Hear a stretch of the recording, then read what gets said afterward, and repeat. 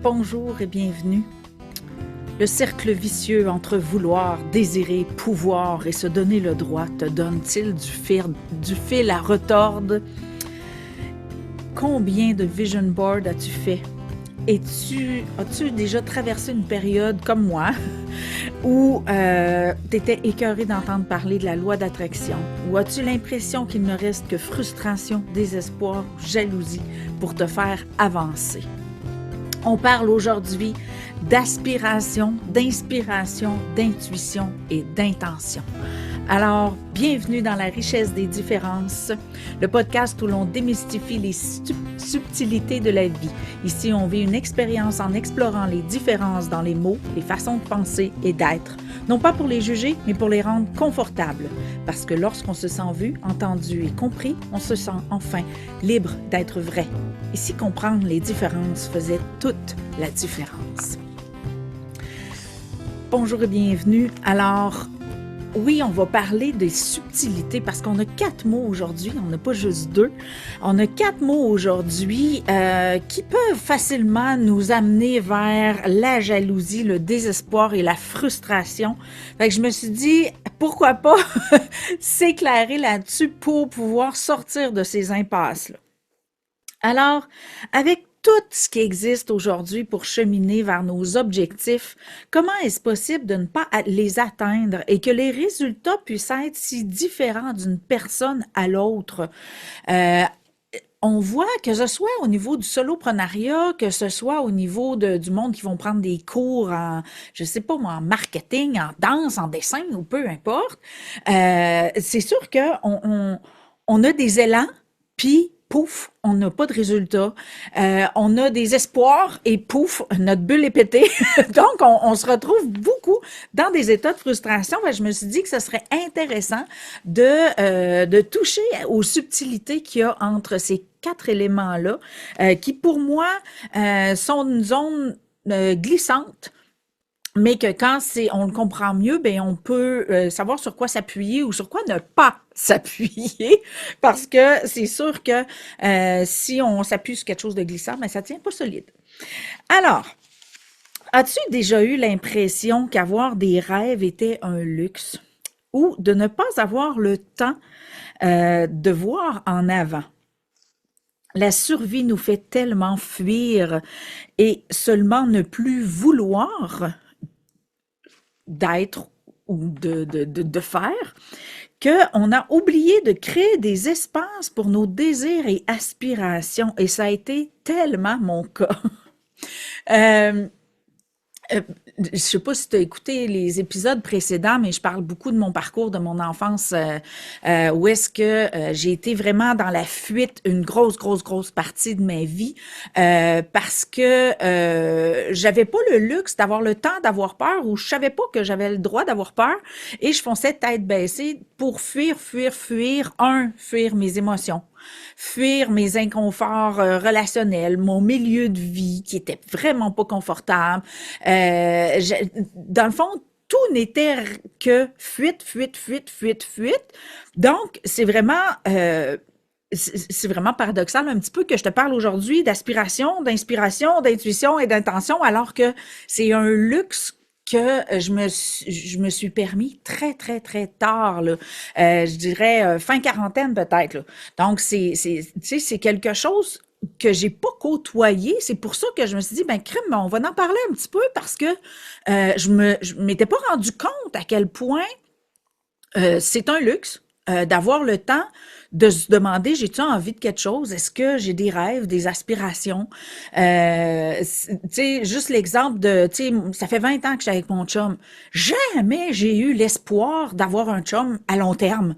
C'était quelque chose qui n'existait pas dans ma vie. Je déménageais aux 3 à 5 ans à peu près. J'avais donc pas d'amis plus que 3 à 5 ans. Donc, j'avais aucune stabilité dans ma vie. Fait que ça n'a jamais été un objectif ou un espoir pour moi d'avoir un chum pendant 20 ans.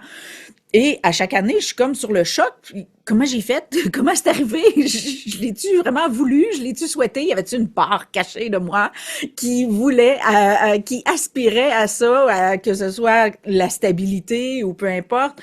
Parce que aussi, tu sais, ça fait quand même depuis 2008 que j'habite à la même place et on est en 2026. Donc, et ça aussi, c'est quelque chose auquel j'ai pas eu le temps d'aspirer.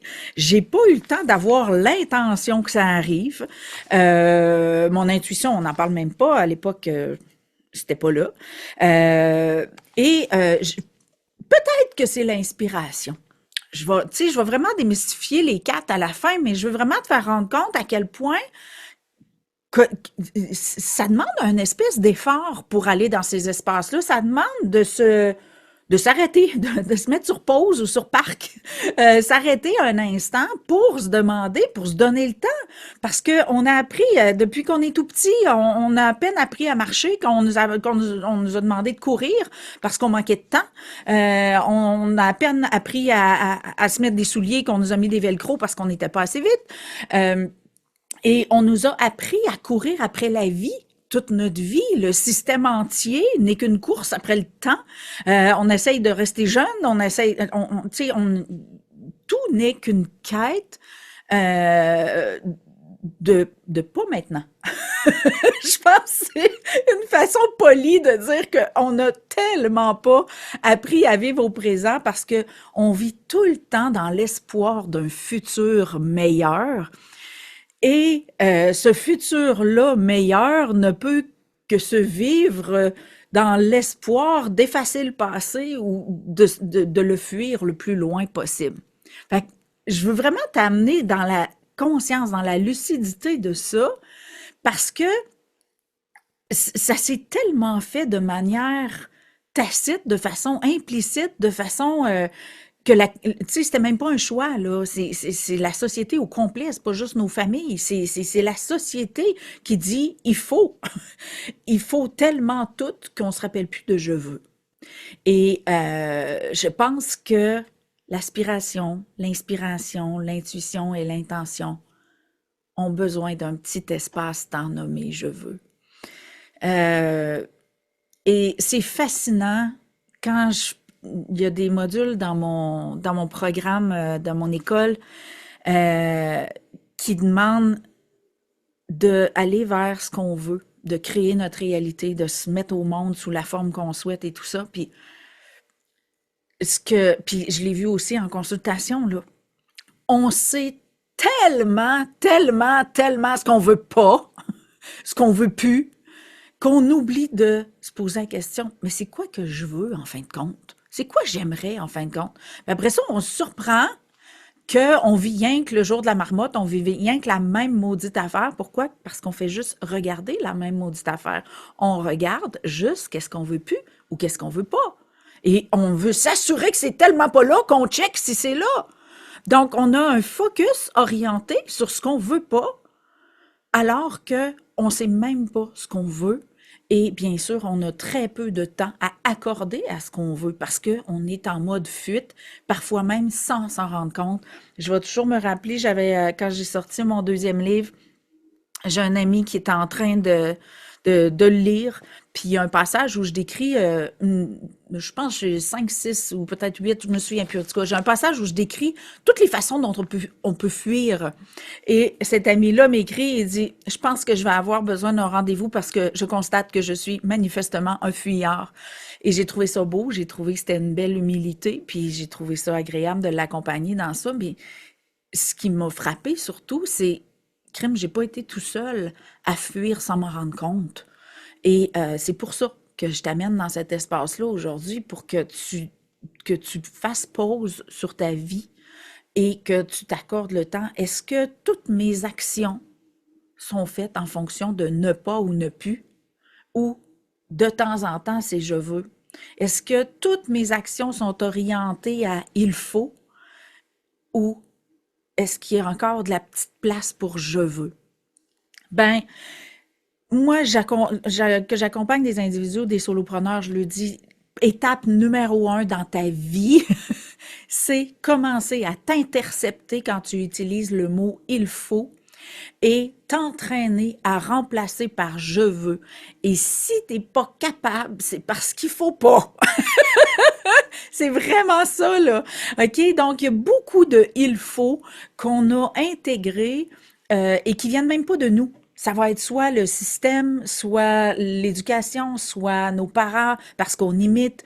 Ça peut, les il faut viennent de tellement d'affaires inusitées et d'ailleurs, c'est comme ça qu'on reconnaît des croyances. Quand on utilise il faut, là, ça veut dire que c'est un ego qui parle. Un ego, c'est ce que je crois que je suis, donc c'est une forme identitaire, si on veut. Donc, si tu utilises il faut, ça veut dire que tu es sous l'emprise d'une croyance et l'emprise d'un ego par effet collatéral, là, si on veut. C'est la super façon, c'est le super truc que je te donne aujourd'hui pour pouvoir t'intercepter, pour sortir d'une cage quelconque, pour sortir d'une obligation, d'un esclavagisme quelconque. Donc, commence tout de suite à t'intercepter dans il faut et tente entraîne-toi, parce que ça demande de l'entraînement, je te l'accorde, là, j'en dis encore des il faut, là, puis je suis comme, ah! Donc, ça demande de l'entraînement de sortir de là, mais c'est une excellente façon, de vivre sa vie au présent, parce que il faut, ça vient du passé, c'est sûr, sûr, sûr, sûr, sûr. Donc, si tu veux être capable de transformer en je veux, ben ça t'oblige à te mettre au présent, tu n'as pas le choix, il faut que tu saches comment tu te sens, tu peux savoir, tu vas être obligé d'écouter dans ton corps tes envies, tes pulsions et tout ça, donc tu n'auras pas le choix de t'amener au présent. Donc, c'est comme un méga exercice hyper simple, mais qu'un coup qu'on commence à le faire, on se dit, wow! J'étais donc bien dans il faut. Et tu vas voir que tu vas gagner du temps, de l'énergie, beaucoup de vitalité en commençant à t'entraîner à vivre par je veux au lieu de il faut, parce que c'est beaucoup plus motivant. Parce que il faut, il y a comme une consonance en arrière qui dit j'ai pas le choix. Et une âme, pour vivre de sa elle arrive de les limiter, là. Donc, il n'y en a pas de limite, il n'y en a pas de problème. Donc, dès qu'on dit il faut, ça veut dire qu'on met une limite. On s'enlève le choix. Donc, c'est vraiment une posture énergivore, beaucoup. Donc, je t'amène vraiment une clé importante aujourd'hui pour t'aider dans ton quotidien, pour retrouver ta vitalité. Et c'est ce qui va faire que tu vas être capable d'accéder aux espaces dont il est sujet aujourd'hui, de goûter encore un petit peu à l'aspiration, l'inspiration, l'intuition et l'intention. Donc, OK, je te donne comme sous forme un peu de définition, encore une fois, c'est les miennes. Tu peux aller dans le dictionnaire pour les comparer puis les combiner. Tu peux partir des tiennes ou juste t'asseoir avec les 4 mots là, puis essayer de faire la différence entre les 4. C'est un exercice quand même. Moi, ça m'a pris quand même un bon moment pour dire, OK, il y en a une différence, je veux la voir. J'ai beaucoup de plaisir à faire ça d'ailleurs. Alors, je te donne mes définitions, mes conceptions de ces 4 mots-là pour que tu vois la différence. Et je les ai mis dans un ordre, tu vas comprendre pourquoi je les ai mis dans cet ordre-là. Donc, premièrement, inspiration.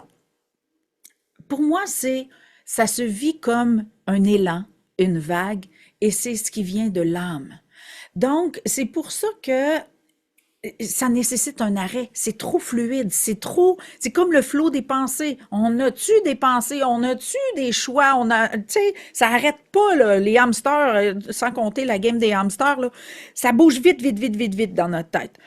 Et l'inspiration, ben, c'est dans le corps. Fait que si on vit toujours dans notre tête à nourrir nos hamsters, à nourrir le passé, à avoir peur du futur, il n'y a plus de place pour entendre ces élans-là, pour les ressentir, parce que c'est comme si toute l'action se faisait, admettons, au premier étage et que tu habites au troisième étage. Ben, tu ne sentiras pas, là. La vague, elle ne se rend pas jusqu'en haut, là. OK? Fait que c'est un petit peu ça. Donc, l'inspiration, c'est quelque chose qui se vit de l'intérieur parce que c'est l'âme qui anime ton eau quantique. OK? Donc, ton eau quantique, ça veut dire qu'à cette échelle-là, j'ai un corps physique. Après ça, il y a les organes, il y a les cellules. Ben, à une échelle suffisamment petite, il y a ce que j'appelle l'eau quantique, qui est dans l'infiniment petit, ce qu'on appelle l'intangible. Et cet espace-là est extrêmement, très, très, très fluide, très, très, très, ça s'appelle pas intangible ou infiniment petit pour rien. C'est dur à capter. Mais c'est dans le corps que ça se vit, ça. Donc, si on s'arrête pas et qu'on vit notre vie dans notre tête, on ne peut pas accéder à cet espace-là. C'est pas assez bruyant. Tu sais, c'est comme la tête, là, imagine une fanfare de trompette et clairon, puis ton corps imagine un murmure sur un oreiller. OK? Donc, c'est vraiment, c'est pas de taille, là. OK? Donc, ça peut pas s'entendre. Donc, l'inspiration, c'est un élan. C'est ce qui fait que, pouf, on se sent porté, on se sent emballé. C'est vraiment le mot que j'ai trouvé qui s'en rapproche le plus, c'est un élan, une vague. Donc, ça vient de l'âme et c'est, si on peut dire, très peu bruyant, donc très silencieux. Donc, ça nécessite une présence, ça nécessite un arrêt pour ressentir cette inspiration-là. C'est pour ça que j'encourage beaucoup les entrepreneurs qui sont débordés, puis oh, j'ai tout fait, j'ai tout essayé, je fais ci, je fais ci, je fais ça. Mais mets-toi sur pause parce que tu n'es pas suffisamment inspiré pour qu'il y ait de la vibration dans ce que tu fais ou livres ou émets. Donc, c'est mental, c'est réfléchi, donc c'est pas vivant. C'est comme une brique versus un champ, OK? Donc, c'est pas aussi vibrant pour magnétiser, pour générer des élans de connectivité et tout ça. Donc, de sortir dans notre tête, rentrer dans notre corps, on va générer des œuvres beaucoup plus magnétiques parce qu'elles vont être beaucoup plus vivantes, parce qu'elles vont être d'inspiration divine ou, je sais pas, christique ou je sais pas trop comment appeler ça, là, mais quand ça vient de l'âme, là, c'est du divin. Donc, c'est beaucoup plus inspirant lorsqu'on côtoie une publicité ou un live fait à partir de l'âme versus fait avec une stratégie marketing très cartésienne. Deuxième, j'ai mis aspiration. Parce que c'est comme une petite couche au-dessus. Ça veut dire quoi? Ça veut dire que j'ai mis comme synonyme rêve, espoir, vision, quête de mieux. Aspiration, je dirais, c'est comme une inspiration. Donc, c'est un élan, mais qui a été comme titillé. Comme l'étincelle vient, ah, on a vu quelque chose et pouf, ça nous on aspire à vivre une expérience à partir de ça. On aspire à revivre la chose. On aspire. Donc, une aspiration, c'est comme on veut aller vers. Donc, l'élan vient tout seul, tandis que l'aspiration est comme plus orientée. C'est vraiment subtil la différence entre les deux, mais je te dirais que c'est vraiment ça. Donc, l'aspiration, c'est un élan, tandis que l'aspiration, c'est il y a une idée derrière. Donc, c'est comme la combinaison de l'âme et de ton individualité, donc ce que tu es, ce que tu aimes. Donc, c'est vraiment ensemble, ils vont faire comme «Oh oui!» OK, donc ça va comme te transporter et ça, c'est très, très, très vivant parce que l'inspiration est de portée divine, tandis que l'aspiration est de portée individuelle. Donc, c'est comme ta semence dans le divin. Donc, c'est ta différence qui nourrit un mouvement vibratoire. Fait que c'est vraiment une zone, si tu arrives à combiner les deux, c'est sûr que ça va être enlevant, ça va être vraiment, les gens vont faire comme, ah, ils vont avoir les frissons, la chair de poule, ils vont en redemander. Donc, c'est vraiment un espace vraiment tripant lorsqu'on arrive à combiner l'inspiration, donc l'essence de l'âme, avec nos aspirations. Donc, nos désirs profonds, notre différence. Donc, qu'est-ce qui fait que nous, on va faire de ça quelque chose de spécifiquement différent? OK? Donc, c'est vraiment cet espace-là qui est intéressant. L'intuition maintenant. Donc, l'intuition, encore là, c'est une autre couche. Tu sais, on est un humain multidimensionnel. Ben, ces quatre mots-là, c'est l'expérience de justement quatre dimensions expérientielles d'une même chose, là. Donc, l'intuition, les synonymes que j'ai trouvés, c'est un guide interne. C'est ce qui sait. Donc, c'est l'intuition, c'est comme notre âme a des aspirations et des inspirations. Nous, en tant qu'individus, on a de ça. Mais qu'est-ce qui va faire que parmi toutes les options, on va savoir que c'est elle. On va le sentir à l'intérieur de nous que, me semble, c'est là qu'il faut que j'aille. Puis je sais pas pourquoi, mais la question se pose même pas. Quand on, on a l'impression là que ça sait, que c'est pas nous qui sait, qu'il y a quelque chose à quelque part qui sait plus que nous.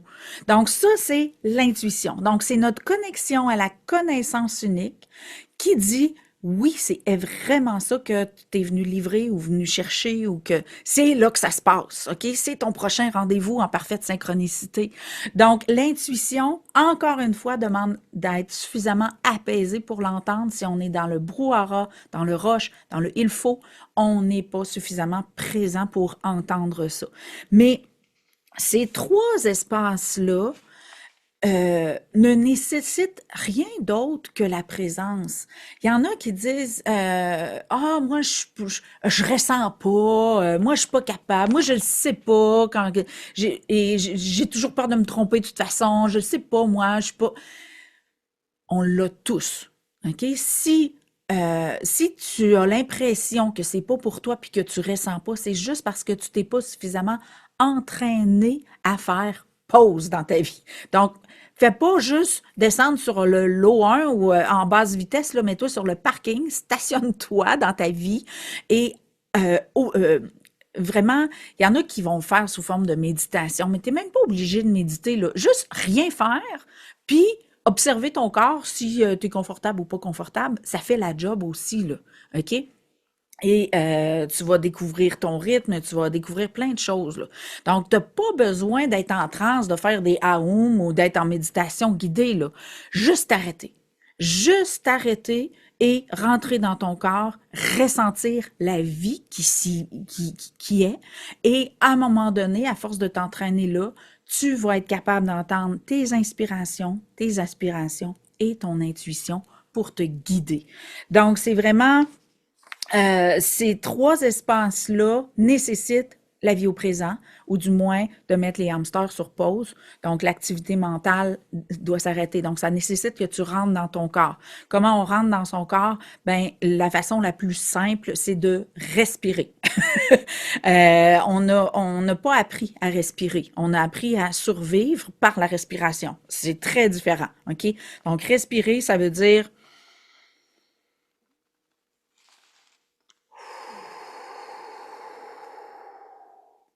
inspiration, expiration. OK? Puis, avec de l'entraînement, une, deux, trois, c'est correct. Quand tu t'es jamais entraîné, ça va peut-être t'en prendre 10 avant d'arriver à te mettre sur pause. Mais tu vas voir comment que c'est magique. Et si au début, tu as de la misère c'est comme si tu étais déjà sur le turbo, puis là, tu essaies de passer à parking, ben ton moteur va peut-être péter, là. Tu vas peut-être avoir de la misère avec ça. Donc, je te dirais, prends une première respiration, puis secoue-toi bien, bien, bien, là, comme un chien qui court, qui sort de l'eau, là. Donc, secoue-toi bien. Donc, ça, là, c'est comme des freins ABS, OK? Ça va te faire ralentir un peu plus vite que juste par la respiration. Donc, respiration, secousse, puis après ça, tu fais juste des respirations pour vraiment bien rentrer dans ton corps. Et ça, les hamsters qu'on a dans notre tête, là, ils aiment pas ça.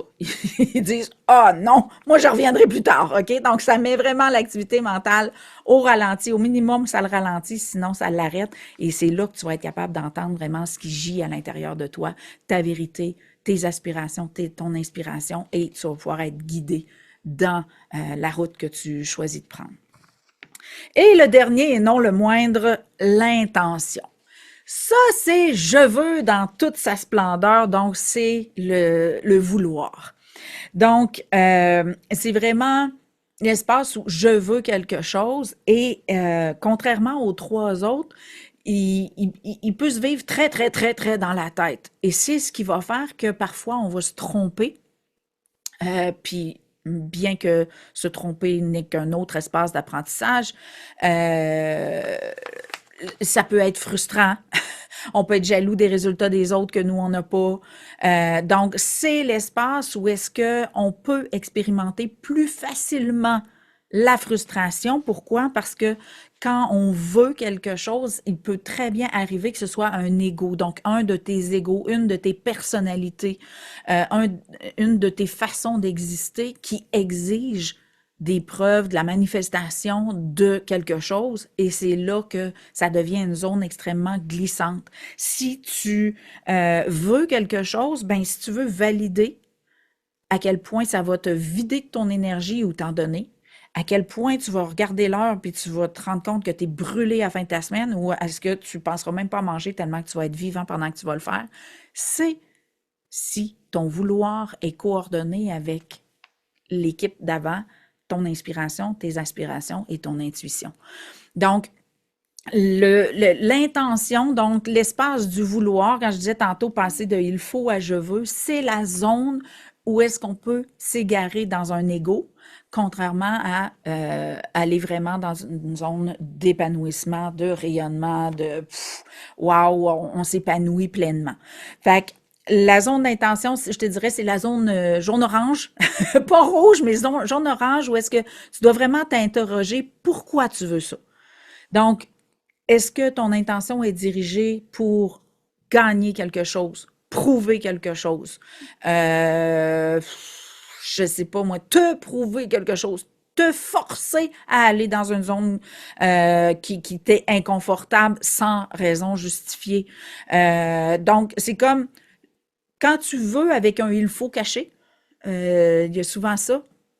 Comme, admettons, je suis entrepreneur, je veux faire une campagne publicitaire parce qu'il faut que je me fasse connaître. OK? Tu vois-tu que je veux faire une campagne publicitaire, mais il faut que je me fasse connaître. Pourquoi il faut que tu te fasses connaître? OK? Donc, dès que tu as un il faut, questionne-le. Et là, ça va te ramener dans je veux ou je choisis. Et là, tu vas pouvoir te connecter et être guidé par les espaces inspiration, aspiration et intuition. Fait que c'est vraiment là, la zone de vigilance, je te dirais, c'est le je veux. Assure-toi qu'il est toujours guidé par ton intérieur et non pas par ta tête ou un ou plusieurs de tes égos qui sont en quête d'approbation, de reconnaissance, d'être vu, entendu démesurément, dans une zone où tu n'as même plus de plaisir. Là, OK? Normalement, quand tu es dans le plaisir, ton je veux, il est nourri. Il n'est pas en train de dessécher. OK? Fait que c'est vraiment la zone à faire attention. Donc, c'est les espaces où est-ce que aussi le piège de la jalousie. Donc, quand on a des élans, puis qu'on se pète la gueule, puis que ça marche pas. Souvent, on va se retrouver dans des pièges comme se résigner, être jaloux, être frustré et tout ça. Donc, on va aller dans des espaces de frustration. Si on est dans des espaces de frustration, c'est que notre vouloir était motivé par un ego et on a l'opportunité de sortir de l'impasse de cet ego-là. OK? Donc, et c'est à faire très, très, très attention parce que, encore là, la jalousie, c'est choisir de croire en une proposition d'inaccessibilité. OK? Donc, il n'y a rien d'inaccessible, sauf si on en est convaincu. Et quand on est des convaincus et des convaincus, ça veut dire qu'on est dans un ego et on n'est pas dans un élan créatif qui nous nourrit. On est en survie ou en quête de preuve ou d'approbation d'exister sous la forme qu'on est. OK? Donc, je sais que c'est complexe, qu'est-ce que je t'explique là. Pour moi, c'est clair comme de l'eau de roche parce que je l'enseigne avec mes étudiants à longueur d'année. Mais moi, mon but aujourd'hui, c'était de te faire rendre compte que ces zones-là peuvent soit te nourrir ou pas. Et quand tu es dans le vouloir puis que tu n'es pas accompagné par ton âme, ton intuition et tout ça, c'est là qu'on se vide de notre énergie, qu'on perd de vitalité parce que quand on agit par il faut, on s'éteint à petit feu. OK? Donc, moi, je veux vraiment t'amener dans l'introspection pour que tu touches à t'es où exactement dans ta réalisation, dans ton expérience de vie, que ce soit au niveau relationnel, que ce soit au niveau de ta business. C'est vraiment tu dois te voir dans cet espace-là. C'est pour ça que j'enseigne la lucidité identitaire, relationnelle et quantique. Ça part tout de se voir vraiment. Donc, qu'est-ce que je fais de moi dans ma vie? Qu'est-ce que je fais de moi dans ma relation? Qu'est-ce que je fais de moi dans ma business? Pour te voir et constater, est-ce que je fais les choses par plaisir ou je fais les choses parce qu'il faut? Et cet espace-là est le premier pas pour sortir de peu importe l'impasse dans lequel tu pourrais te trouver. Donc, c'est vraiment pour ça que je t'amène cette différence-là entre 4 items importants qui influencent notre énergie, notre vitalité lorsqu'on se réalise et qu'on vit notre vie au quotidien. Et ça, je parle souvent des solopreneurs, mais ça se vit dans le salariat aussi, là, quand tu es employé aussi. Si tu vas juste prouver, tu es convaincu d'être pas bon, puis tu t'en vas travailler, puis tu as un boss qui te trouve pas bon, puis que tu espères avoir son regard, ben tu sais, c'est tous des schémas relationnels, ça là. Donc, ça se vit dans tous les aspects de notre vie, là. Ça change rien qu'on soit solopreneur ou salarié, là. Nos schémas limitants, nos croyances limitantes de nous, qui fait qu'on peut pas aspirer à plus, ben ça part tout d'un schéma identitaire. Donc, je veux vraiment t'amener à te voir, fait que je t'amène vraiment dans l'introspection, c'est l'exercice que je te donne aujourd'hui. Donc, écris ces 4 mots-là. Souviens-toi que l'inspiration, c'est un élan, une vague. Une aspiration vient d'un rêve, d'un espoir. Donc, tu as vu quelque chose qui t'a amené à aspirer à plus. L'intuition, c'est un guide interne, donc c'est ce qui sait. À l'intérieur de toi, on a tous une connexion avec la connaissance universelle, la conscience unique, et elle sait où sont nos rendez-vous en parfaite synchronicité. Donc, ça, c'est notre intuition qui sait nous guider. Donc, c'est vraiment un guide. Et ton intention, donc, vouloir, est-ce que je fais pour prouver, avoir ou faire, ou est-ce que j'agis guidé de mon intérieur? Donc, le plaisir et la vitalité est là. Si tu perds de l'énergie en faisant des choses, c'est que tu n'es pas dans un espace de réalisation, tu es dans un il faut. Donc, c'est vraiment... ça termine le podcast, l'émission d'aujourd'hui. Et c'est vraiment plus au niveau introspectif que je voulais t'amener. Dans la prochaine émission, on va parler de culpabilité, impuissance, regret et honte. Donc, pas besoin de dire que c'est pour tout le monde. Alors, c'est un rendez-vous la semaine prochaine, toujours vendredi. Et je t'invite à partager. Je te remercie vraiment pour ton écoute, mais encore plus de partager parce que, comme tu peux voir, je ne sais pas si ça fait longtemps que tu écoutes les émissions. Si c'est la première, va te régaler des émissions précédentes. Sinon, ben, je t'invite vraiment à partager parce que tu vas te rendre compte que c'est vraiment pour tout le monde, que ça peut aider. Et c'est vraiment pour ça que je le fais. Donc, si tu en veux plus, si tu veux savoir c'est qui Chantal Beaumont, tu veux me connaître davantage, tu vas sur mon site web chantalbeaumont.ca. J'ai des entrevues de moi, où est-ce que je parle de moi dans différents aspects. Tu as la présentation de mes services, de mon école, auquel tu peux t'inscrire n'importe quand, c'est pas par cohorte. Tu as accès à mes livres aussi, donc qui élaborent beaucoup du contenu que j'ai dans mes podcasts, qui vont t'amener vraiment des prises de conscience profondes, qui vont avoir un réel impact dans ta vie. Surtout mon deuxième livre, c'est vraiment un processus de transformation, c'est pas un roman d'aventure. Donc, c'est vraiment... Tu as tout ça sur mon site web, donc je t'invite vraiment à aller là. Et bien sûr, si l'émission t'a amené dans une impasse et tu dis « Mon Dieu Seigneur, je suis tombée dans il faut, comment on sort de là? » Ben, tu viens vers moi puis je te dis « Bon, ben garde bien en consultation ou inscris-toi à l'école puis ça va être plus simple. » Donc, sens-toi très à l'aise de me contacter sur, richessedesdifférences.ca. Tu peux même aller mettre des commentaires sur l'épisode et suggérer si tu as des différences qui te chicotent et qui t'agressent dans ta vie, ben va sur le petit formulaire puis dis « Chantal, je veux que tu parles de ça et je vais le faire avec plaisir. Même si j'ai déjà une bonne programmation devant moi, ben je vais l'insérer quelque part, c'est certain. » Fait que je te remercie à l'avance et je te souhaite une excellente journée. Bye bye.